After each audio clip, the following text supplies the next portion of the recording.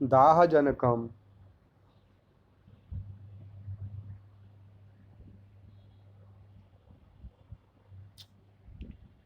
लक्षणया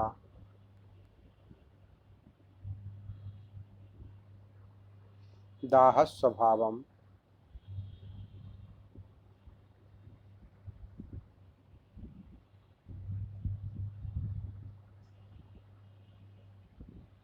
शीघ्र कार्यकारी फलम् कार्यकारी कार्यकारी फलम् तेजः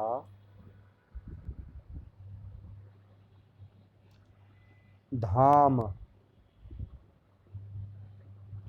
गूढ़म् प्रच्छन्नम् यथा स्यात् तथा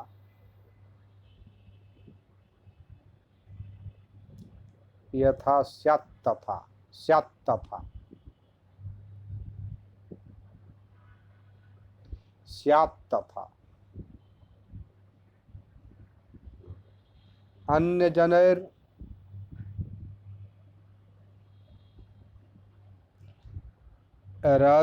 रदृश्यमित्यर्थः रदृश्य अदृश्य अन्यजनैः अदृश्य इत्यर्थः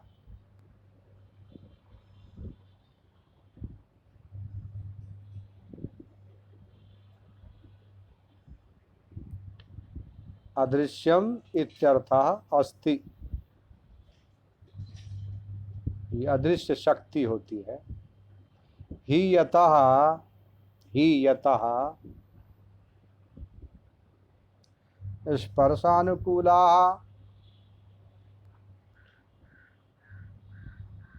स्पर्शानुकूलाः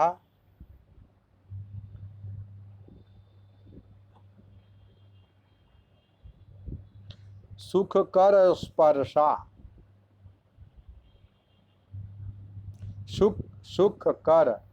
सुखकर स्पर्शा अपि सूर्यकान्ताः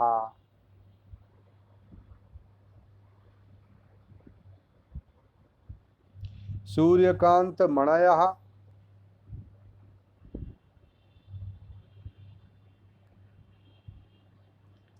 अन्यतेजोभिभवात्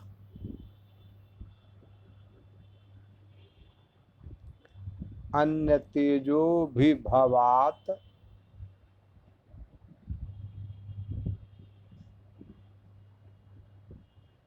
अन्येषां तेजसामभिभवात्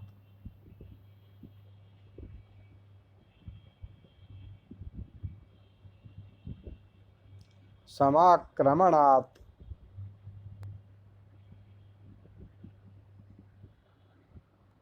क्रमणात् दहन्ति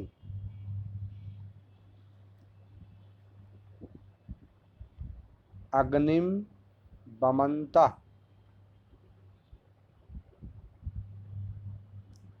वमन्तः वमन्तः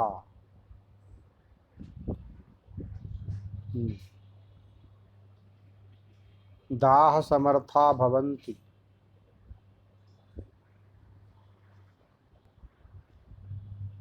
भवन्ति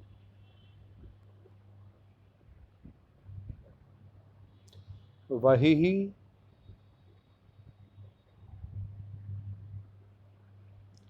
सुखकरा अपि वही सुखकरा अपि जड़ाः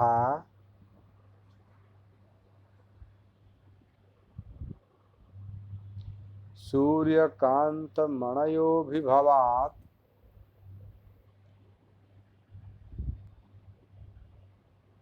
मणयो सूर्यकांत मणयो विभवात यथा दहन्ति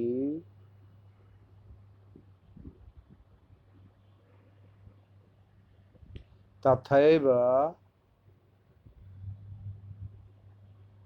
प्रायः शान्तान्यपि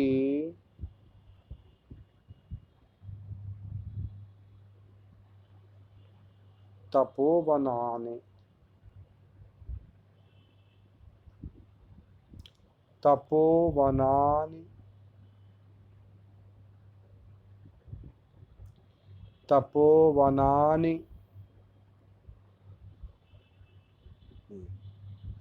पराभवाद् दृहन्तीत्येव पराभवाद् दहन्ति द संयुक्त हाँ तीत्येव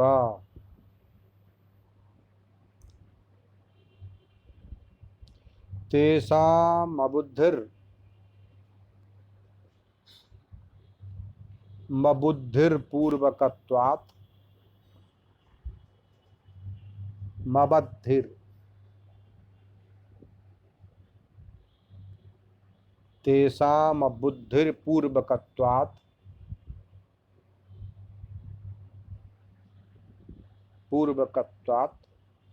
प्रतीकारानर्हत्वम्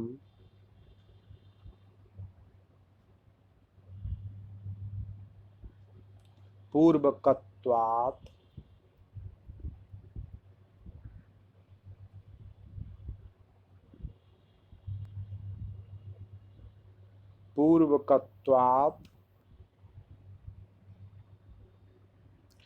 प्रतीकारानर्हत्वम्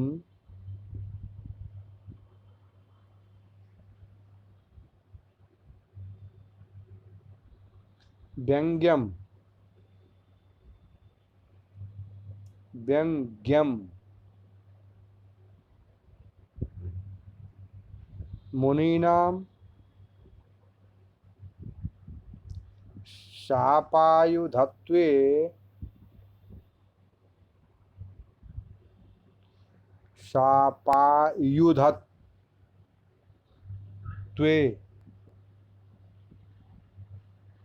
प्रमाणम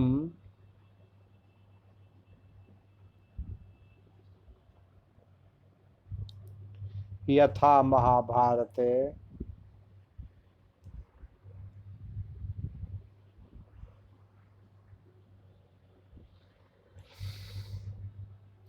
मन्यु प्रहरणा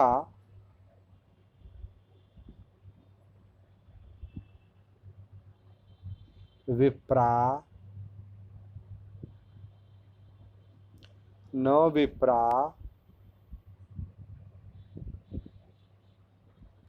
शस्त्रपाणयः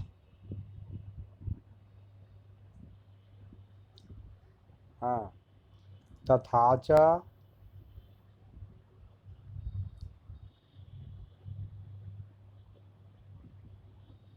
स्पर्शे सति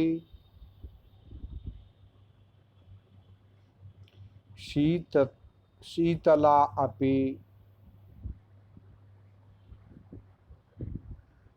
प्रतीयमानाः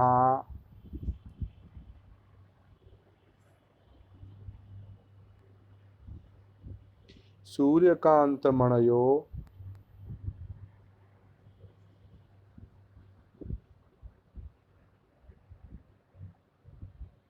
यथा सूर्य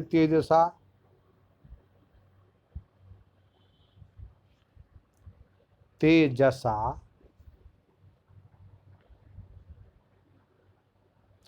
यथा सूर्य तेजसा अंतः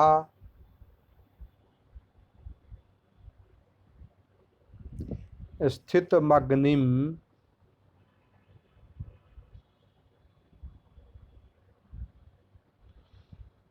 बहिरुद्गिरन्ति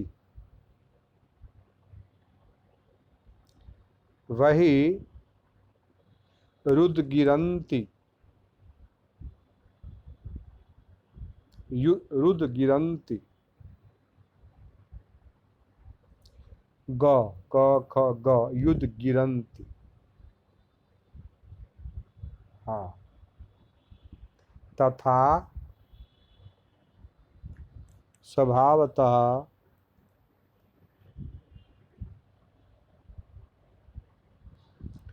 समप्रधाना ऋषयः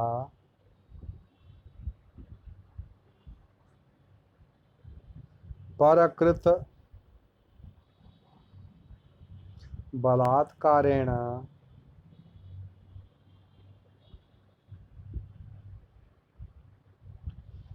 संक्षुब्ध हृदयाः संक्षुब्ध हृदयाः स्वान्तः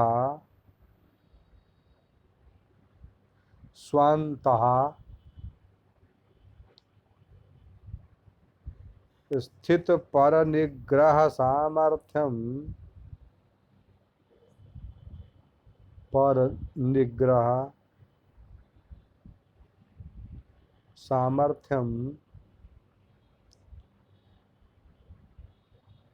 सद्यः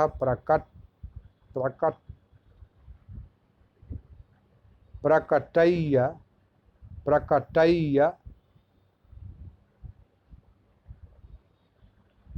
निगृह्णाति।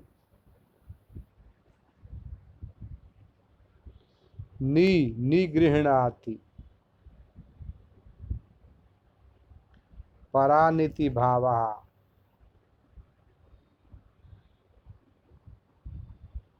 मिलाइए। शमः मतलब शांति ही।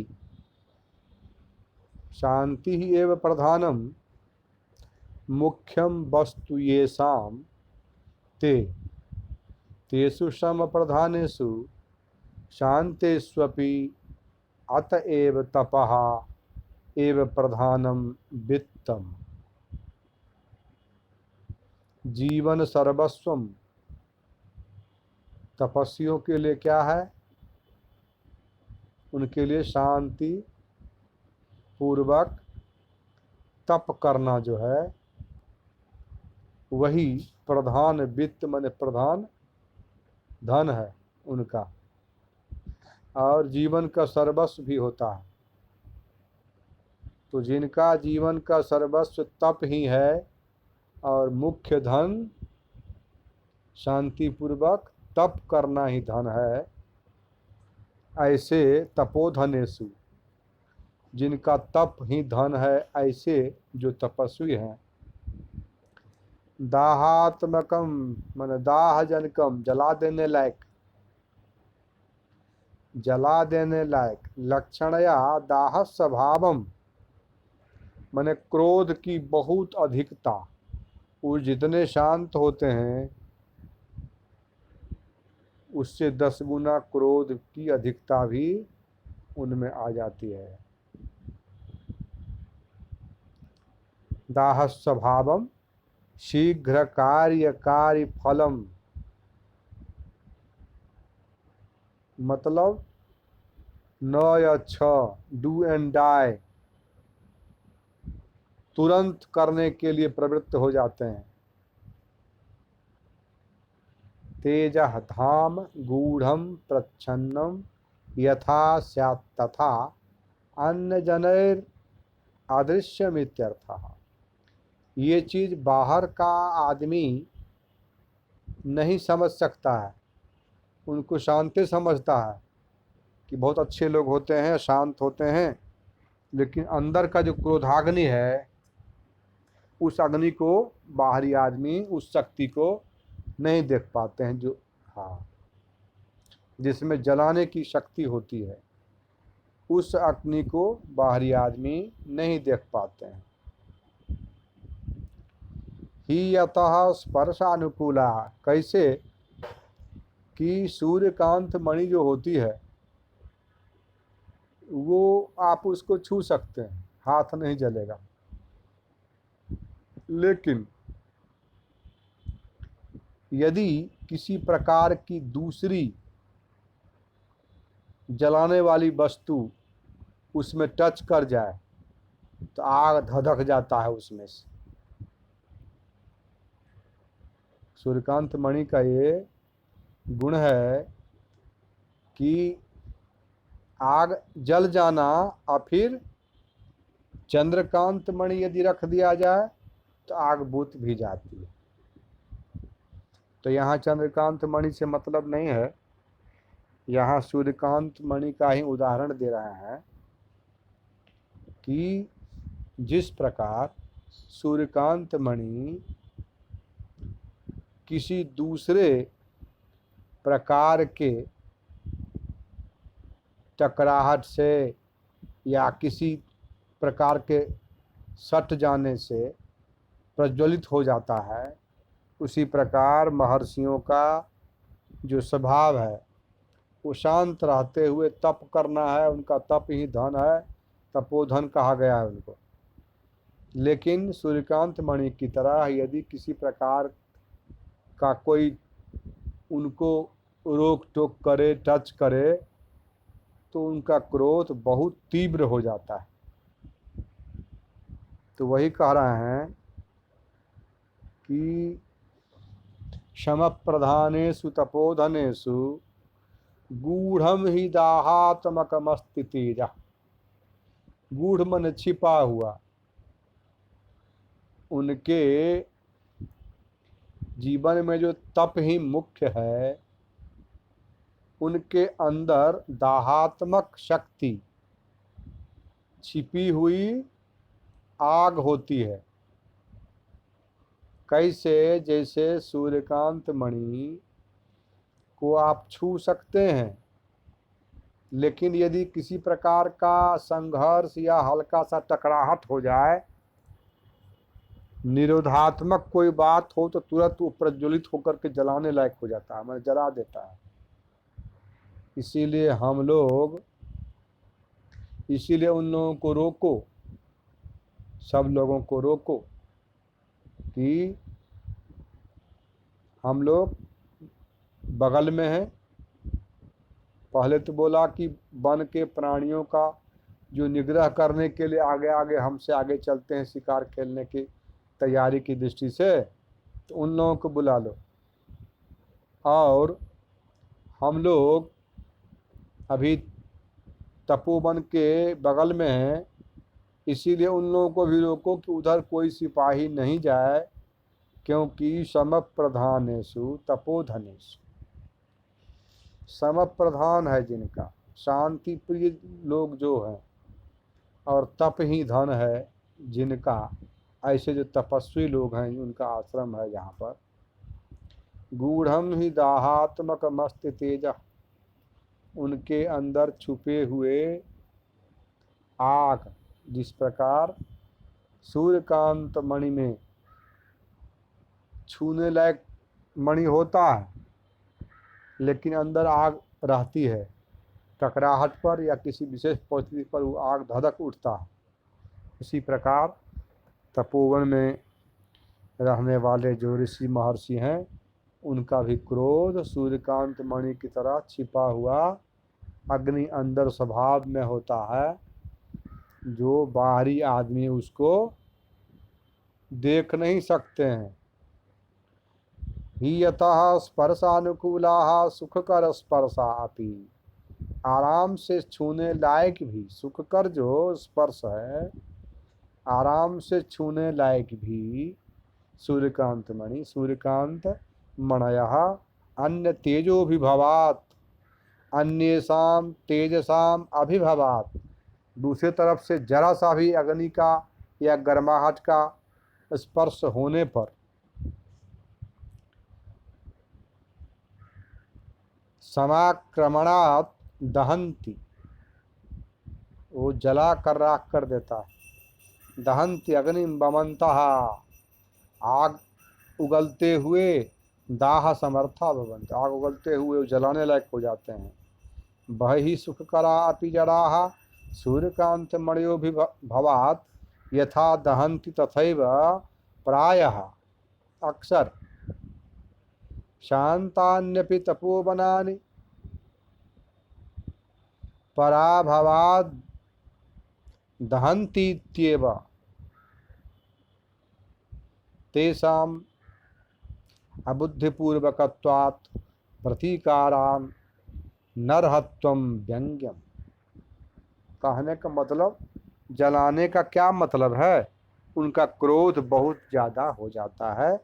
और कहा गया है ना कि महर्षि लोग बहुत क्रोधित हो जाने पर शाप दे देते हैं, उस शाप से आदमी जल करके भस्म हो सकता है। कुल मिलाकर के राजा का कहना है कि तपोवन की ओर आप लोग डिस्टर्ब न करें, उन लोगों को किसी प्रकार का व्यवधान आप लोगों के नाते न हो। पढ़ लीजिए श्लोक को। शम प्रधानेषु तपोधनेषु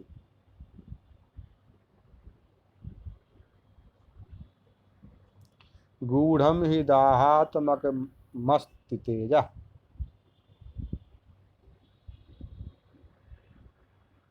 हि गूढ़म ही हाँ, दाहात्मक मस्ति तेजः, दाहात्मक मस्ति तेजः।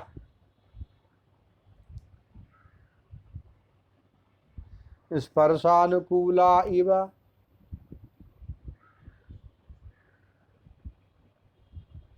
सूर्यकांतास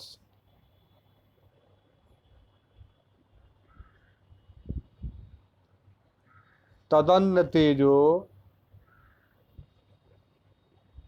विभवात भवन्ति,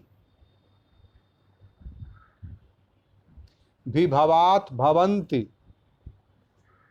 तेजो विभवात भवन्ति।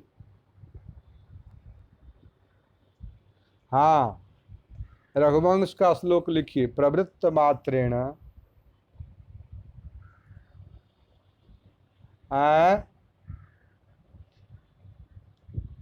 प्रवृत्त मात्रेण पयांसि पातु,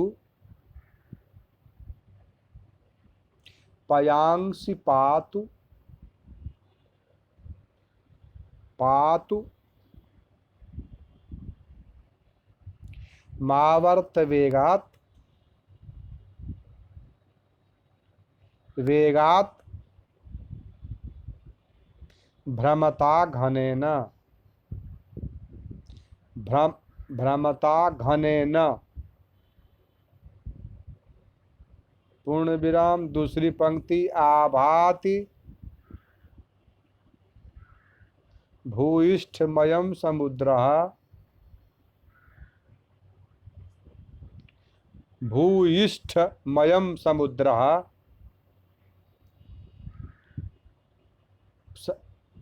प्रमथ्यमानो गिरिणेव, प्रमथ्यमानो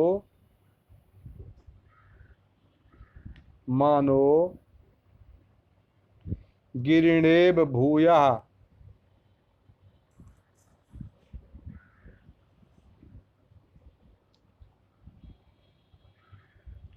अन्वयः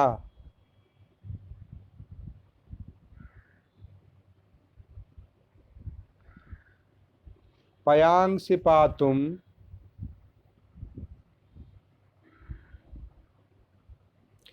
प्रवृत्त मात्रेण आवर्त वेगात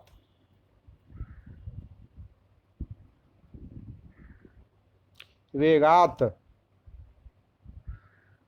भ्रमता घनेन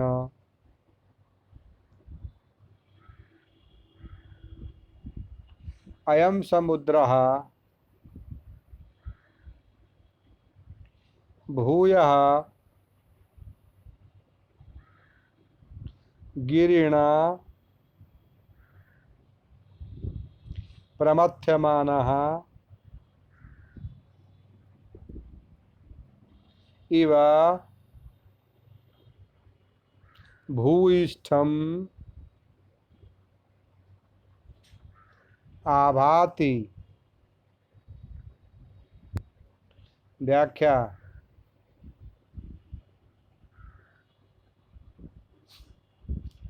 पयांसि पातुम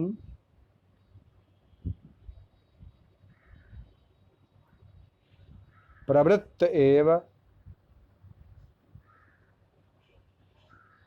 प्रवृत्त मात्रे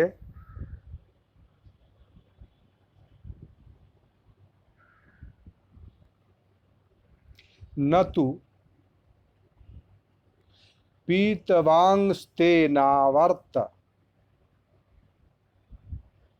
पीत पीत पीतवांस्ते नावर्त वेगात् स्यादावर्तो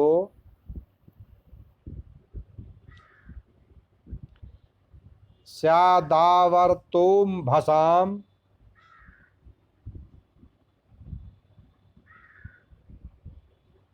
तोम्भसाम म भ संयुक्त भ्रमः भ्रमः इत्यमरः भ्रमता घनेन मेघेनायं समुद्रो भूयः पुनरपि गिरिणा मंदरेण प्रमथ्यमान इव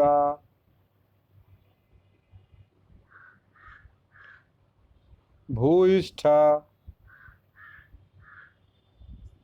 मत्यंत माभाति पूर्ण विराम। कवि कह रहे हैं, यह देखो काले बादल समुद्र का पानी पीने के लिए आए हैं। बादल उतरता है पानी सोखने के लिए, और समुद्र के भंवरों के साथ बड़ी तीव्र गति से चक्कर काट रहे हैं। पानी उठाना होता है तो ऐसे से चक्कर भंवर करके उठाता है। तो वो जो भंवर घूम रहा है, चक्कर काट रहा है, तो इस समय वह समुद्र ऐसा जान पड़ता है मानो मंदराचल पर्वत से यह पुनः मथा जा रहा हो। मंदराचल पर्वत से जिस समय समुद्र मंथन हुआ था तो वही याद आ रहा है। बादल जो उतरा और उसके भंवर को लेकर के घूमते घूमते जो पानी खींच रहा है, खींचने का सीन याद दिला रहा है, जैसे मंदराचल पर्वत डाल करके समुद्र का मंथन हुआ था, वही सीन याद आ रहा है। मानो वैसा ही लग रहा है कि समुद्र को मथा जा रहा हो। कैसे? बादल, काला बादल नीचे आया और उसके देह को भ्रमर बनाकर घुमा घुमा करके पानी ऐसे लेता है घूमते घूमते, तो वो जो पानी घूमते घूमते खींच रहा था तो लग रहा था जैसे मंदराचल पर्वत डाल करके फिर से समुद्र मंथन हो रहा हो, ऐसा महसूस हो रहा है।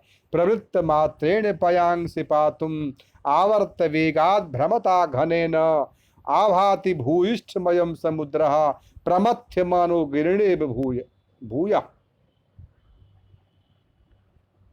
ये जो बादल नीचे उतरा पानी लेने के लिए समुद्र से, तो पानी लेने में क्या होता है, ऐसे घूमते घूमते घूमते बना करके पानी खींचता है। सीधे तो नहीं खींचेगा, पाइप तो रहता नहीं है।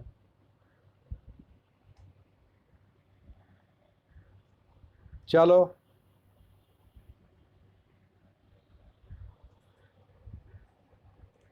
आज टेप करने वाला दबाए ही नहीं, बाद में याद आया 15 मिनट के बाद, तो 29 मिनट हुआ है, अभी चल ही रहा है।